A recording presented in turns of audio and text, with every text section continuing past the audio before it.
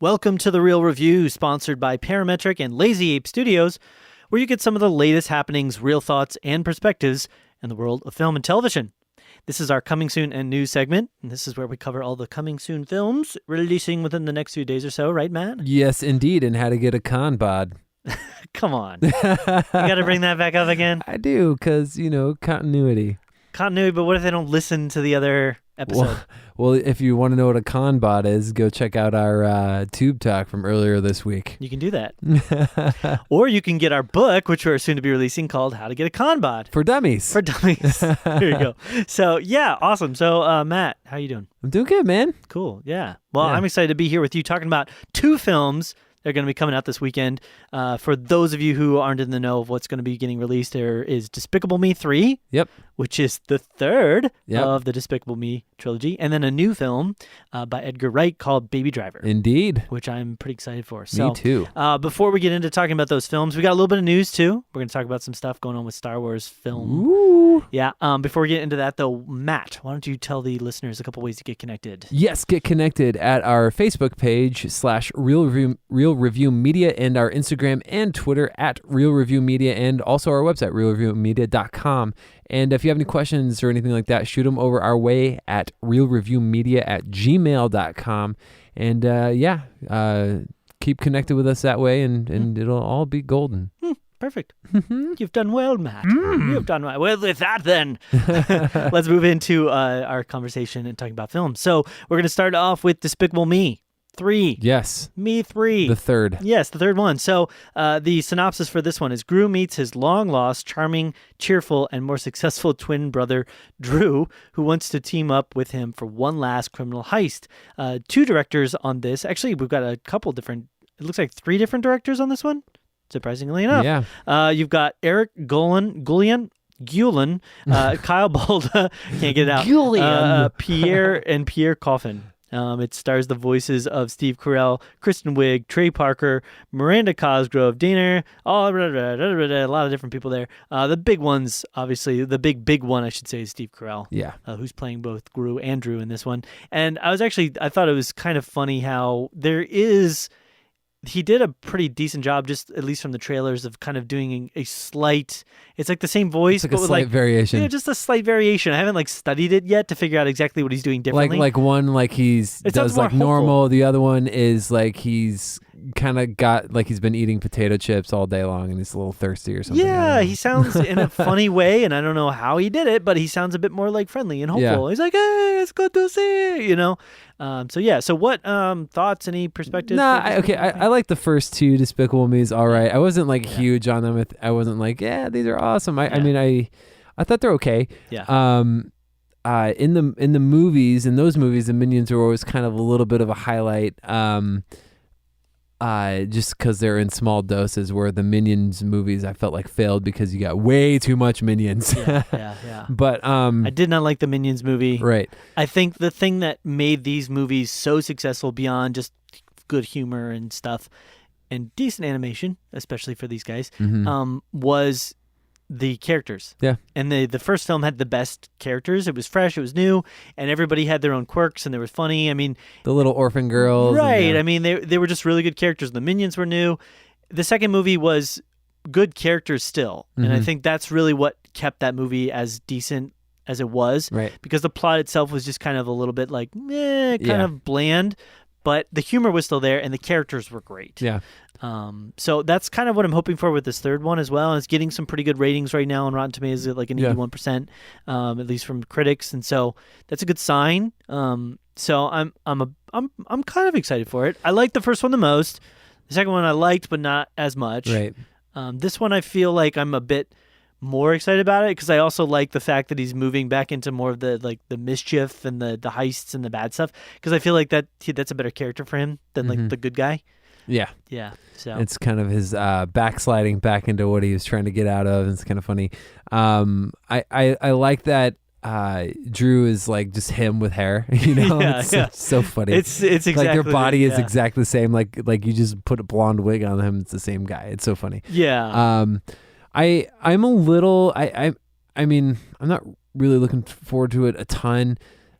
and I was actually kind of surprised, just because I've been watching a lot of older classic, and this might just be the parent to me, but I've been watching a lot of older classic cartoons with my kids lately, and some of the humor just in the trailers alone, I'm like, ooh, that's like blatant, like almost adult humor. Okay. Whereas a lot of times where you have things like Pixar is really typically very good at putting adult humor in it, but you don't really know it's adult humor unless you're an adult. Whereas I'm seeing some things where they're making some anatomical references. I'm like, that I've never seen that in a animated film before. Like the Gru. And I'm like, that's interesting to me how that's thing. And not that it's necessarily inherently bad, but I'm just like, that's you something I'm thinking about. I'm like, I'm not sure. So I'm kind of, I want to see it, I think, before, like, if you're a parent out there, my kids are really young still. Yeah. So I'm always kind of thinking about what's good. And, as a parent, you never really have it all the way figured out, but I get you there. Kind of I mean, it is a PG rated film. If you're familiar with how the MPAA system works, it's really hard to predict. They try to say that there's like a metric, and they've done documentaries on this, but I've actually had a film and some films that I've like submitted to the MPAA for ratings before, and like, it's funny. They have the most random, and it kind of over time it lessens and becomes less extreme. So it doesn't surprise me that more and more stuff is kind of starting to slip in there with PG. But like, perfect examples, like we submitted this one film and it had this one scene where somebody gets shot in the head, but you don't even see it. Mm-hmm. It's like off screen, and they gave it an R rating because somebody gets shot in the head.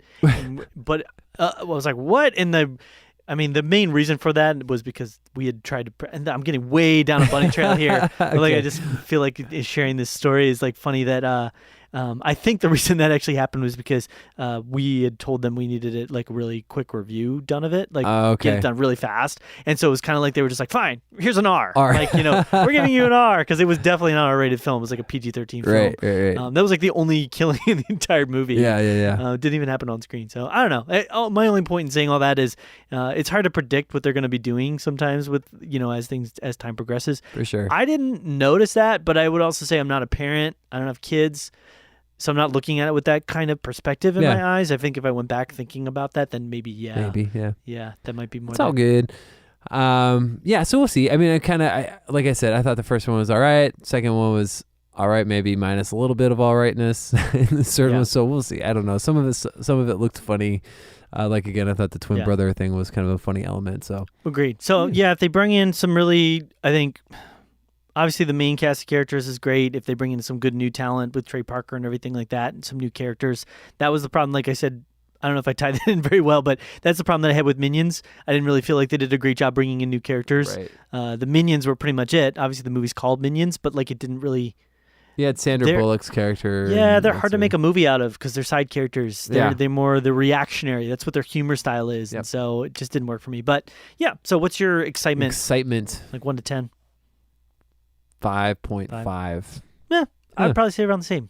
Oh, okay. 5 in the 5 and 6 range. Heyo. So awesome. Then let's move on to the next film we're going to be talking about, which is Baby Driver. Yeah. Do you want to intro? Yeah, let's do this thing. This one real quick. Yeah. So, Baby Driver. As I get back to the page, because I just clicked to buy tickets accidentally. Buy one for me, Matt. Exactly. I want to go with you. After being coerced into working for a crime boss, a young getaway driver finds himself taking part in a heist doomed to fail, directed by Edgar Wright, written by Edgar Wright. Stars a number of people, actually. It's kind of got a cool ensemble cast. Edgar Wright does do that with a lot of his films. Yep. And so Ansel Elgort, then you have John Bernthal, John Hamm, Isa Gonzalez, Micah Howard, Lily James, Morgan John Brown, Turkey, Kevin Spacey, and Jamie Foxx as well. John Baloney. So this, I remember seeing this movie the first time, or not the movie, sorry, the trailer the first time, and thinking, it looks interesting, passable. Yeah. And then they came out with their second trailer, and it had that, and it had, I don't know, there's something about it that seemed more fun to me. And I was like, this is interesting. This seems kind of fun. And then they had some like early buzz from one of the festivals that it played at. And they were like, yeah, it's really good. And I don't really take early festival buzz too seriously. There's a weird thing at like festivals that like everybody freaks out. like if a film, it's because it's like you're at a festival and there's movies and they're premiering and they're big names. It's like, oh my goodness, best movie ever, and that doesn't always translate though. Right. A lot of times acquisition deals happen and they pay like millions of dollars or something, and then it like flops in theaters. Right. Because festival buzz doesn't translate always to consumer buzz. Yeah.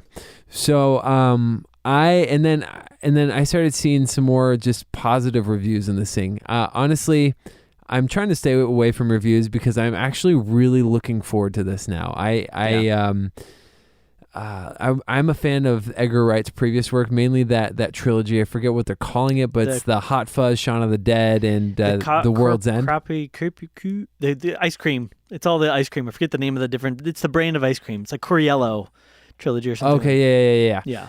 And it's just kind of fun. It's just kind of fun. It doesn't take itself seriously.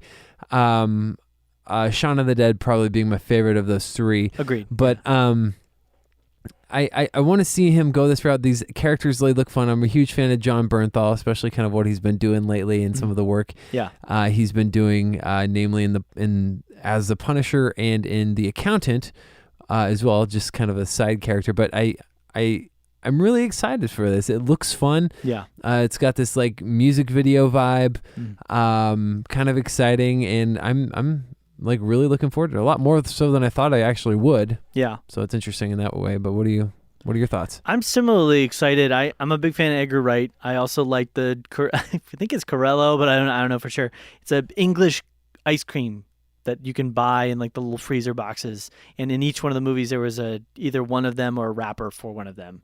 And so that's why it's called the trilogy. There's that scene in Hot Fuzz where he wanted to throw him in the freezer and be like, freeze, or something like that. Yeah, well, like chill out. Like in the first one, Sean goes to the like little side grocery store and buys one and like eats it while he's walking. Right, and there's like zombies like doing things behind him. I forget where it is in the second one, but like at World's End, like one of the wrappers flies up against like a fence at one point, like a chain link fence. And so, they're like in each of the one of the movies. Anyway, side point.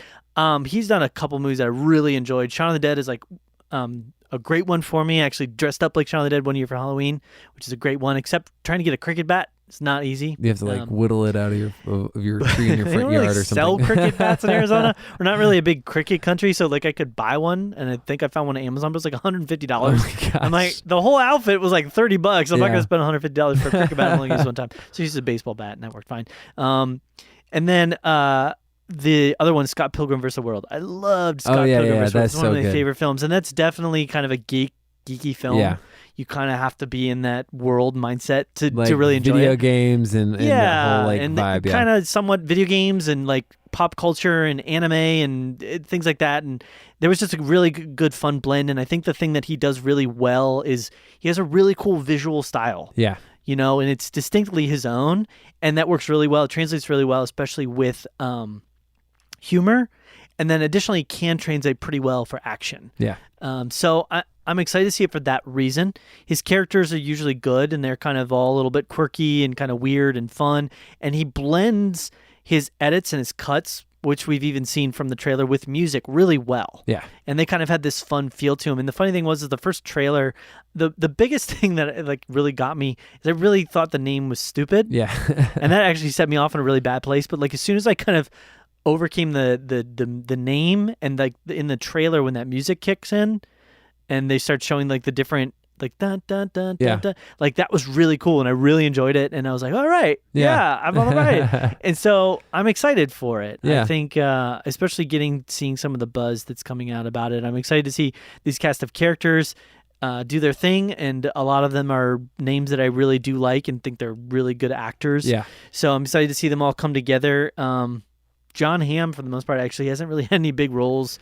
Black Mirror is the last thing I saw him in. Yeah, I mean, he hasn't really had a crossover success, I think, since Mad Men. Since Mad Men. I was trying to think what else, but yeah, since Mad Men. He's in that Keeping Up with the Joneses with Gal Gadot. Yeah, that's true. I love, I mean, all the other names that are on here. I think Lily James is really cool, great actress that I haven't seen do too much. She's kind of up and coming in my mind in a lot of ways, and she does a great American accent in here, a little bit of a Southern kind of thing where she's from Britain, so she does a great job with that. So I'm not too. I mean, there's nothing wrong with Ansel. I'm kind of a bit of a question mark right now to sort of see Fault in Our Stars. Yeah, I didn't see it, you know what I mean? And I didn't see, honestly, Divergent or Insurgent. Oh, yeah, stuff, and that's he was in right. Yeah, so I'm Underutilized. Yeah, so I'm like, man, but he looks good in the. He looks. The thing is like this is not meant to be a play on words, but it kind of is. But he's like a vehicle for me right now in the trailer, where it just seems like he's kind of like this blank slate where you kind of put yourself in his shoes, and that works. If he just doesn't seem that driven in life. Exactly. Yeah, I feel like he needs to just like grab the wheels of his life, grab the steering wheel of his life, grab the life by the wheel. You got life by the wheel and turn it. Put that clutch into shift, into gear. Yeah. I know. I can. People would tell right now. I don't know anything about cars. Drive that car with the power of the moving forward engine. The flux capacitor. Yeah, that's there. That's doing its fluxing. Yep. So he's a bit of a question mark, but I really trust Edgar Wright at this point. He's got a lot of built-up points in regards to like what I'll allow him to do. Yeah, I'm excited. My excitement level is 9. 9. That's good. Yeah. That's probably close to mine's like 8.59. Okay. Yeah. Cool. Right around there. So awesome. So that is going to be it for our talk about these 2 movies that are coming out this weekend. We're both very excited for. Hopefully, I'll get a chance to see both. Matt, I don't know what you're going to be able to see. Probably Baby Driver. None of them. I'm going to go see Transformers last night again. Do it. It's worth it. Or not. Anyways, with that, like I mentioned, we're going to be moving into some news. We're talking about some Star Wars stuff here. Matt, why don't you bring us into that convo? Because you probably got a lot more opinion. This is a huge story from this past week. Yes, big deal. Something that doesn't happen very often. If you haven't heard about it already, which I kind of find it hard to believe. If you look at anything in the entertainment industry, this is just a huge story from this past week. Yeah. Lucasfilm has slated a bunch of Star Wars films to come out, the episodes, and then also spin-off stories and stuff like that they produce. Rogue One being the first one. So the next one that they had planned is the Han Solo film, which is starring Alden Ehrenreich, and then was going to be directed by Phil Lord and Chris Miller. And for the most part, it was right. Yeah. So what we found out is they started filming in January. They only had 3 weeks left of principal photography, meaning in the main chunk of just being done filming the movie, they had 3 weeks left. So they were almost done. We found out early on in the week that they had left the project for creative differences. Mm-hmm. The next day, we found out that they were fired, and it's outrageous. So what we're finding out, Lucasfilm, the powers that be, whether it be some concoction of Kathleen Kennedy, and Lawrence Kasdan, had Phil Lord and Chris Miller removed from the project. Yeah. And they're not directing anymore. And then they had a short list of people within a day that they were going to bring on board. Which you need to. They're losing money immediately. Right. Yeah. And so they brought on Ron Howard out of all the people, which seems a little bit random. He does have a history with Lucas, so I do get that. Yeah. But he was actually in line to, I believe, potentially direct one of the prequels. Okay, so that makes sense there as well. And he has the whole American Graffiti thing as well, from way back when. And which I get a lot of the understanding, but you guys, you have to understand that directors leaving a project, especially that late in the game, is unheard of. Yeah, because a huge amount of work goes into the process of putting together a film in general. Pre-production takes months, sometimes years, to plan and coordinate and structure an entire film. And that's something that the director is like hugely important and pivotal into. And that has impacts into like, you know, what the art direction is going to look like, what signs, like what clothes somebody's going to wear, what their hairstyle is going to be, all the way down to what line of dialogue is going to go here. Yeah. You know, what shots are going to be shot in what way, how they're going to act something. And so for a director to film up to 3 weeks left of principal photography means that a character's already like gone through story elements. They've already acted out scenes. They've been filming for 4 months. They've been filming for 4 months. So they're going to have to, a new director is going to have to come in. Even a good director is going to have to come into a film and go, where is this character even at in the story? Right. Where is the pre-production team, you know, going? Where is the set development and, you know, visual effects at? What did this character act like? Because you don't film films in order and sequence. Like it doesn't go, scene You do one, whatever's scene two. most cost effective. Right. And if you got to shoot in a certain location, a lot of times they'll shoot an entire location so they can wrap there. And there's shoots that happen afterwards when you come back and do coverage. They do planned reshoots. So Right. like the principal photography is what you're initially doing. The reshoots are typically in big movies. There's always reshoots planned. Doesn't necessarily mean trouble. In this one, probably more so trouble. But right. But this is like the worst potentially possible thing in my perspective beyond a film just getting shut down. Yeah. That could happen to a film. Like a producer is very important, but for the most part, a producer is there to make the creative vision of a director happen. Right. And so although they are very pivotal and important to it, they're not necessarily going to have that much of an impact. But moving a director out is like it's like literally the last thing before just canceling a film. Right. So unfortunately, that's what we know as far as facts are concerned, is that they were fired and that Ron Howard's taking over the project. Everything else that we've heard since, and there are a couple, and I'll tell them in a second, is just speculation. So just take it as it is. Don't necessarily take it as gospel truth about the situation. But so here's some of the more recent stories that are coming out that we're hearing, is that there's a lot of just creative differences from the aspect of Lord and Miller and their kind of off the cuff goofball comedy that they've presented in Lego Movie, 21 Jump Street, that they're very, very loose with the script and almost basically turning it into a comedy, something that's a little bit more outrageous. And Lawrence Kasdan, who has a hand in basically helping George Lucas form a lot of the universe that we know as Star Wars today. He wrote it, and this is his swan song. He's done after this. And the thing with Star Wars is you gotta kind of stick with the story. You got to make sure it falls in line as far as continuity of canon is concerned. And so if you're messing with that, first of all, Lucasfilm has a group of people that solely work on making sure that all of their properties fall in line with canon, meaning that they all fall in line and no story element contradicts one another, whether it be in the movies and novels and TV shows, those kinds of things. And there's elements of that, but what we're hearing is that Han Solo was starting to get a little bit iffy on what his character and his characterization was supposed to be. Right. A lot of people are saying that he was comical. And there's been reports that they brought in like a acting director. Right, that was another part, is to actually coach him on how to coaching for acting. Right. There's another report that Alden Ehrenreich was the guy who actually kind of whispered in the producer's ear almost, hey, I don't know if this Lord and Miller thing's going to work out. And that eventually worked its way up to Kathleen, and they eventually started looking at the dailies and were like, this is not working out. Yeah. And so it's really interesting. I agree. They do have a very strong, there was a lot of talk even about crud, can't think of the name of it, the one that just came out, Rogue One. Rogue One. They were talking about the stylistic elements of the director having his own interpretation and feel, and then the reshoots that they had to do in order to make it fit the vision that Kathleen and the studio wanted it to look like were pretty significant, and they had to do a lot of things to change it up. And there's a lot of people that are feeling like maybe this is Disney as well, because they do have a very, who knows what this, at this point, I think you said this, but like, we don't really know what's going to be the issue here, if it does well or bad, because we don't know what elements did what in studio and who's the director. And so it's going to be like, the only way we'll know for sure if it's bad is if it's just like really bad acting maybe, but even that's sometimes directing. We don't know. So, it could be anything. And there's some things we'll like know for sure are probably just going to be like, if that person did it, it's their fault. But for the most part, it's just going to be really hard to tell what all went into making this fail, if it does fail. And it's looking like it's quite possible. I'm hoping Ron Howard could pull it out. I was a little bit, we talked about this in the past in some other news segments.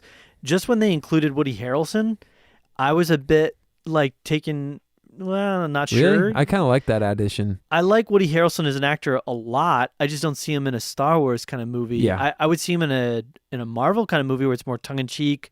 It's a little sillier.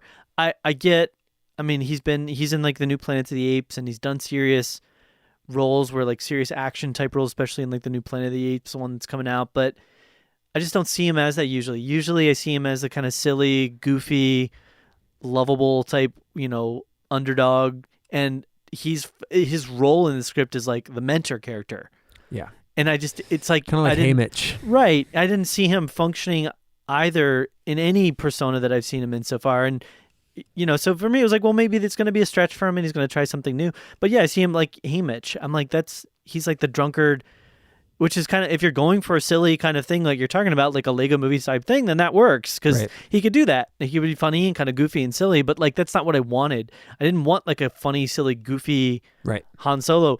Han Solo is not funny, silly, goofy to me. He's funny in his sarcasm. Right, but he's debonair and he's a rogue and he's an action guy. Like rough he takes around the edges. He's rough, like he gets in there and he shoots guns. He's not like the, oops, I dropped my gun and accidentally shot a stormtrooper guy, which felt like more what they were moving this toward. And like Jar Jar Binks. Yeah. So that's craziness. I don't know what to think. This is gonna be one of those things that we'll have to talk about in 10 years on the podcast when they release the behind the scenes novels of the real story of the Han Solo, mess up or whatever. I'm gonna set a calendar reminder. I will say this for the podcast. I will say this: if there's any hope of this thing being pulled out to be an actual decent film, Disney has the resources to make it happen. For sure. And Ron Howard is a good director. He is a good director. He hasn't had a lot of hits lately, but he is solid. He has a lot of tenure, experience, and he's very calm, cool, and collected. And I think that's going to go a long way in kind of settling the chaos that is now the Han Solo film. Yeah. So we'll see what happens. I agree. And I don't think he's like a hugely clashing visual style or, directing style. It's not a Michael Bay. Yeah. Not that they would ever give him the reins to a Star Wars movie. My only question mark is, how did they get this far in the project without pulling it sooner? Yeah. How did that happen? Like, they had to have had meetings and when they vet people, that's got to be really know for sure. A crazy vetting process. Yeah. Before they actually select somebody. So there had to be something happening. We just don't know. We won't know maybe ever, but we'll see. There could be elements at play that we just don't know anything about. You know what I mean? Somebody could have said the wrong thing to the wrong person at the wrong time, and it could have just spiraled out of control. Could be drugs, God forbid. Hopefully not. But I mean, who knows? Yeah. Hopefully, it'd be cool to get some answers. I would imagine that a lot of this won't. I'll be interested to see kind of what this does to the trilogy, like the series, and where it goes, and if they treat it differently with different directors and things in the future, and what this does to the careers of the directors hopping off. But we'll see. Yeah, we shall see. Cool. So with that, then, we're going to go ahead and wrap things up on the podcast. And just want to give you a couple reminders again. Well, just one reminder of a couple things here at the end. Again, some ways to get connected. We've got the website, which is realreviewmedia.com. Additionally, we've got the Facebook, which is facebook.com/realreviewmedia. Twitter and Instagram, I should say, which are both at Real Review Media. And we would love to hear your thoughts and perspectives, especially on some of this news with the Han Solo film and different films that are coming out and coming up. Definitely shoot us an email, which is realreviewmedia@gmail.com. Yep. There you go. So, Matt, anything else? No. All right. Well, it's been real. It's been real.